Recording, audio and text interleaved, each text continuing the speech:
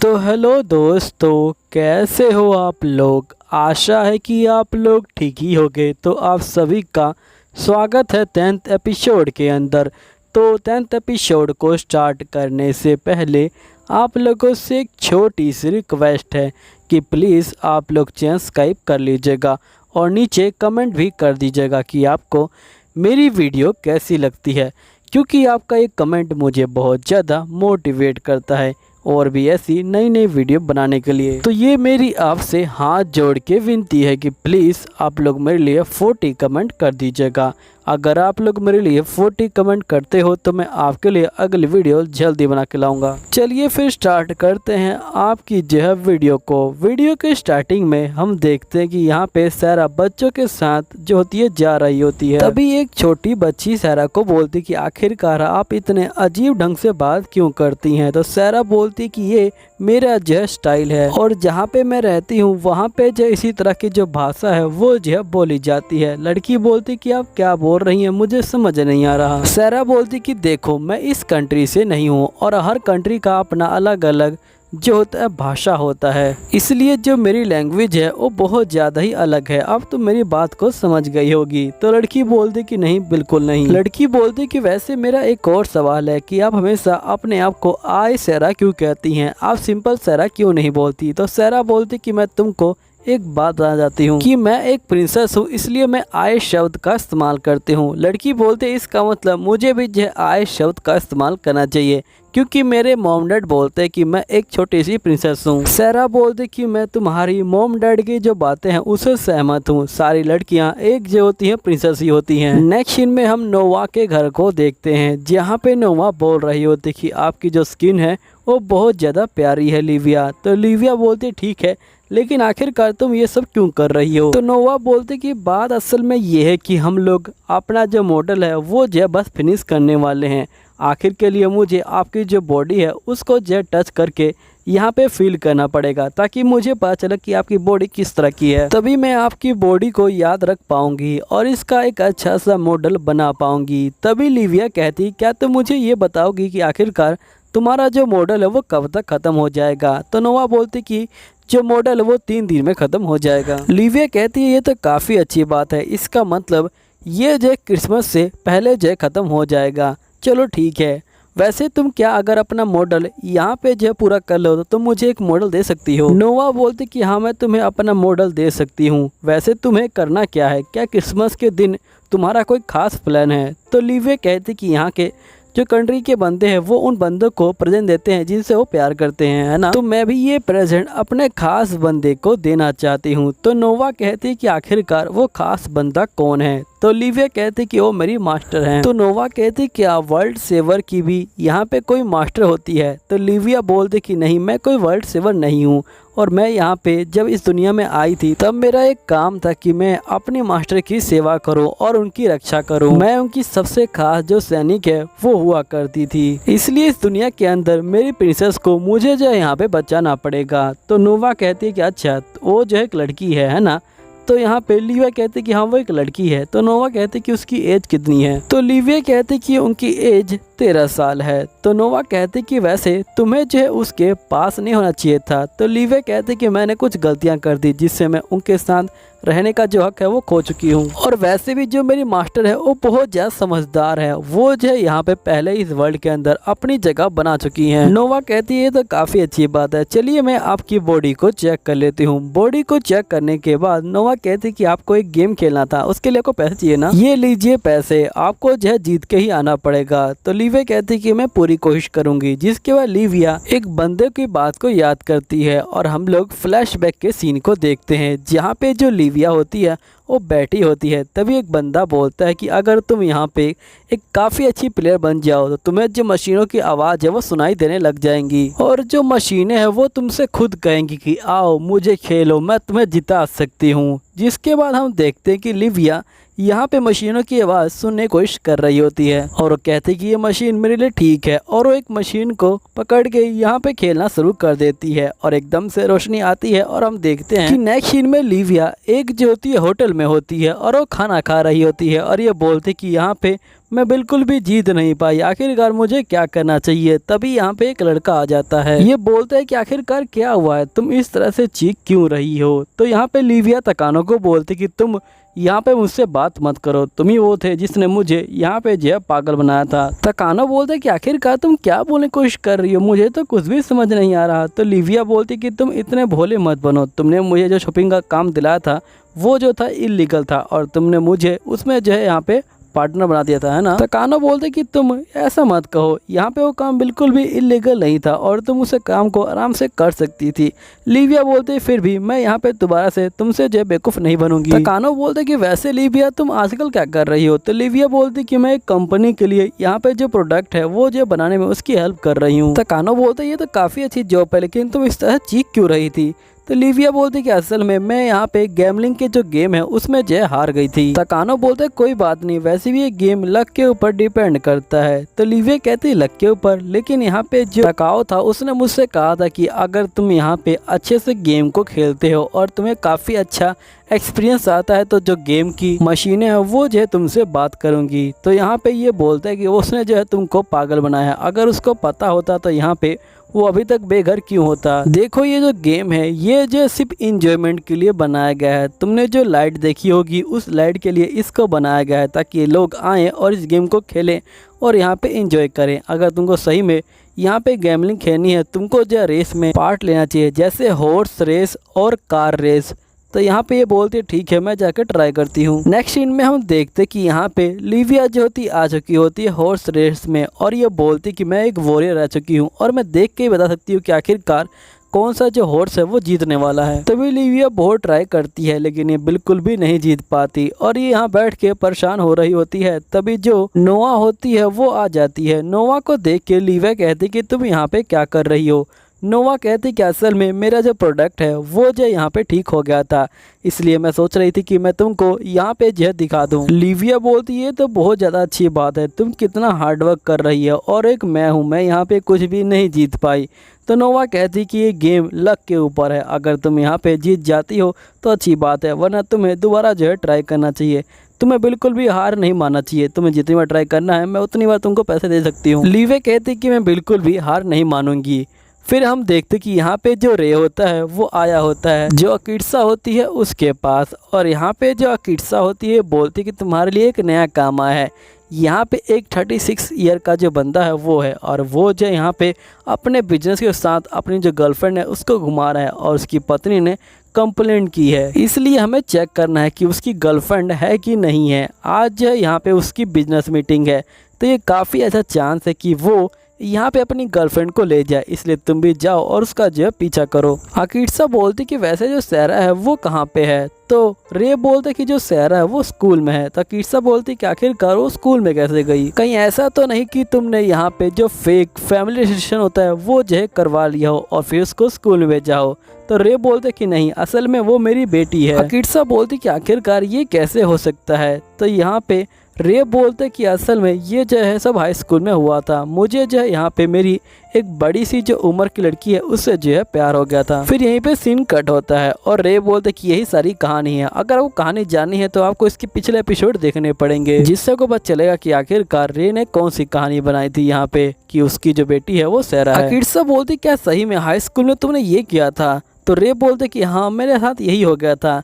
तो अकिट्सा बोलती कहीं तुम झूठ तो नहीं बोल रहे। तो रे बोलते कि नहीं मेरे पास सर्टिफिकेट भी है। तो अकिट्सा बोलती अपने मन में कि यहाँ पे बर्थ सर्टिफिकेट बनाना कोई बड़ी बात नहीं है, तुम उसे पैसे दे के बना सकते हो, बस यहाँ पे बंदा जो है सही होना चाहिए जिसको तुम पैसे दे रहे हो। लेकिन बात यह है कि जब मैं रे से शादी कर लूँगी तो यहाँ पे जो लड़की है वो जो है बीच में आ जाएगी और मुझे उसकी जो माँ है वो बनना पड़ेगा। ये कितना ज़्यादा अजीब लगेगा, मैं ऐसा नहीं कर सकती। रे बोलते कि मुझे अब जाना चाहिए। ये बोलने के बाद रे यहाँ से चला जाता है, जिसके बाद अकिट्सा कहती कि ये तो बहुत बड़ी प्रॉब्लम हो गई। तो मेड कहते कि नहीं ये प्रॉब्लम नहीं है, ये जो आपके लिए मौका है। तो अकिट्सा कहती कि मौका है, इससे तुम्हारा क्या मतलब है। तो मेड कहती कि देखिए आप जो रे को बहुत सारे जो पैसे हैं वो दे रही हैं, जिसकी वजह से रे जो आपसे बात करने में थोड़ा जो अजीब फील करेगा और आप दोनों के जो रिलेशन है वो ख़राब हो जाएंगे। आपको पता ही हो कि यहाँ पे जो रे है वो हमेशा जो वुमेन है उनसे जो है बात नहीं करना चाहता था।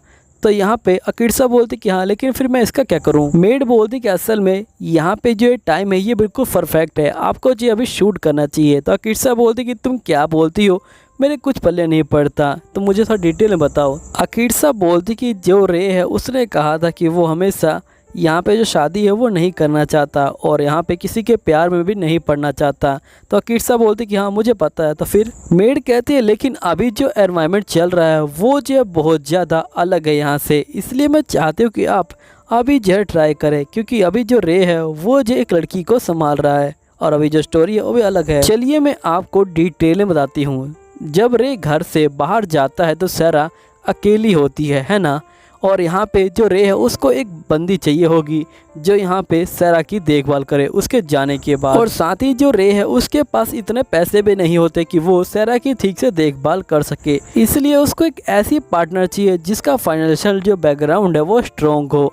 और मुझे लगता है कि आप बिल्कुल परफेक्ट है, क्योंकि आप एक लॉयर हैं और आपके पास बहुत ज़्यादा खाली टाइम भी होता है और आपके पास बहुत पैसा भी है, तो आप जो उसके लिए मैच कर सकती हैं। तो अकीर्सा कहती कि तुम बोल तो ठीक रही हो, लेकिन मैं चाहती थी कि यहाँ पे सैरा मुझसे जो है प्यार करे, इस तरह तो ऐसा लगेगा कि उसने अपनी ज़रूरतों के लिए मुझसे जो है शादी की है। तभी मेड बोलती कि मैं आपको ये बोलना नहीं चाहती थी, लेकिन मैं बोलती हूँ कि आप एक ऐसी बंदी हैं जो यहाँ पे दूसरों के जो रिश्ते हैं वो तोड़वाती हैं, तो आखिरकार वो आपसे प्यार कैसे करेंगे। तो अकीर्सा बोलती ठीक है, मैं ये तरीका ट्राई करके देखती हूँ। नेक्स्ट सीन में जो रे होता है वो फोटो लेके आ जाता है। तो यहाँ पे अकीर्सा कहती कि तुमने काफ़ी अच्छे फ़ोटो ली है, लगता है कि ये होटल के अंदर गए हुए हैं। रे बोलता है कि हाँ ये जो है हॉट स्प्रिंग के अंदर गया हुआ है, जिसके बाद अकीर्सा अपने आप को रे के साथ इमेजिन कर रही होती है और ये बोलती कि मेरा फर्स्ट टाइम है तो प्लीज़ ध्यान से करना। तभी जो सैरा होती है वो बीच में आ जाती है। अकीर्सा बोलती कि सब कुछ ठीक चल रहा था लेकिन वो बीच में आ गई, जिसके अकीर्सा बोलती कि वैसे जब तुम काम पे गए थे तो सैरा तुम्हारे साथ थी। तो रे बोलते कि नहीं वो मेरे साथ नहीं थी, मैंने जो उसकी जो दोस्त है उसके घर पे छोड़ दिया था। तुम्हें याद ही होगा वो लड़की जिसका नाम यूना था जो यहाँ पे बुलिड हुआ करती थी। अब वो और जो सैरा है वो काफ़ी ज़्यादा अच्छे दोस्त बन चुके हैं। अकीर्सा कहती कि ये तो काफ़ी अच्छी बात है, लेकिन फिर भी जब भी तुम काम पे जाओगे तुम हमेशा तो सैरा को वहाँ पे जे नहीं छोड़ सकते ना। तो ये बोलते कि आप बात तो ठीक कह रही हैं। अकीर्सा बोलती कि तुम्हें एक ऐसी लड़की चाहिए जो यहाँ पे तुम्हारे बाद जो सैरा है उसका जो है देखभाल करे, जैसे एग्जाम्पल के लिए एक वाइफ। तो रे बोलता है कि वैसे आप बात तो ठीक कह रही हैं, लेकिन आखिरकार मुझसे कौन यहाँ पे मैरिज करेगा, मुझे तो यहाँ पे कुछ भी समझ नहीं आ रहा, क्योंकि ना ही मेरे पास पैसे हैं और साथ ही मेरे पास जो है एक बच्ची भी है। तो आखिरकार ऐसे बंदे से कौन शादी करना चाहेगा। अकीर्सा बोलती कि अगर तुम आसपास में ढूंढोगे तो यहाँ पे जो है तुमको कोई ना कोई मिल जाएगी। तो रे बोलता है कि आखिरकार अभी क्या बोल रही हैं, मेरे आसपास में तो कोई वुमेन नहीं है जो मुझसे यहाँ पे जो है मैरिज करना चाहे, क्योंकि यहाँ पे मैं एक पूरा डिटेक्टिव हूँ जिसके पास एक बच्ची है। तो अकीर्सा कहते कि कोई ना कोई तुमको यहाँ पे एक अच्छी मैच मिल जाएगी। तो रे बोलते कि आप वैसे इतनी चिंता मत लीजिए, क्योंकि यहाँ पे जो सैरा है वो काफ़ी बड़ी है, तो मुझे यहाँ पे उसको घर पे छोड़ने में कोई दिक्कत नहीं होती।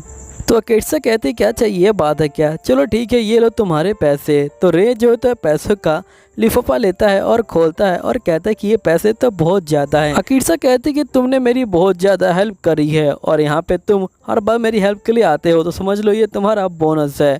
तो रे कहता है कि आप मुझ पे इस तरह से तरस नहीं खा सकती और मैं इसको नहीं ले सकता हूँ, और वैसे भी आपको मेरी चिंता करने की कोई ज़रूरत नहीं है, मुझे जो अब पैसों की ज़्यादा ज़रूरत नहीं पड़ती, मेरी जो पैसों की प्रॉब्लम है वो जो धीरे धीरे अब जो ठीक हो रही है। तो अकीर्सा बोलती कि तुम झूठ बोल रहे हो। तो ये कहता है कि नहीं ऐसी बात नहीं है, असल में जो सैरा है वो जो है बहुत सारे जो पैसे हैं उनको जो है बना रही है, वो भी जो हॉर्स में जो बैट है वो लगा के, इसलिए यहाँ पे मुझे पैसों की ज़रूरत नहीं पड़ती। इस मंथ तो उसने मुझसे भी ज़्यादा जो पैसे है वो जो है कमा लिए हैं, पता नहीं कैसे, लेकिन देखने से ऐसा लगता है कि जैसे उसके पास कोई टेक्निक है कि वो यहाँ पे पता लगा सकती है कि आखिरकार कौन सा हॉर्स जीतने वाला है। तभी अकीर्सा कहती कि मुझे नहीं पता, तुम्हें यहाँ पे ये पैसे लेने पड़ेंगे क्योंकि मैं एक अमीर हूँ और तुम एक पूरा डिटेक्टिव हो। तो रे कहता कि आप यहाँ पे जो मुझे नीचा दिखा रही हैं, आपने जो पैसे हैं उनके बल पे आप जो काफ़ी घमंडी हो चुकी हैं, अभी तो मैं इस पैसों को ले लेता हूँ लेकिन आपको इतना घमंड करने की जरूरत नहीं है। और रे जो होता है चला जाता है। तभी अकीर्सा बेचारी बहुत ज़्यादा ही दुखी हो जाती है। उसकी मेड कहती कि आप दूसरों का जो दिल है वो तोड़ने में बहुत ज़्यादा एक्सपर्ट है ना। अकीर्सा कहती कि तुम अपनी बकवास बंद करो। तो ये मेड कहती कि वैसे ये जो है बहुत बड़ी प्रॉब्लम है, क्योंकि यहाँ पे रे को ना अब पैसों की प्रॉब्लम है और ना ही सायरा की प्रॉब्लम है, तो आखिर आप उसे शादी कैसे करोगी।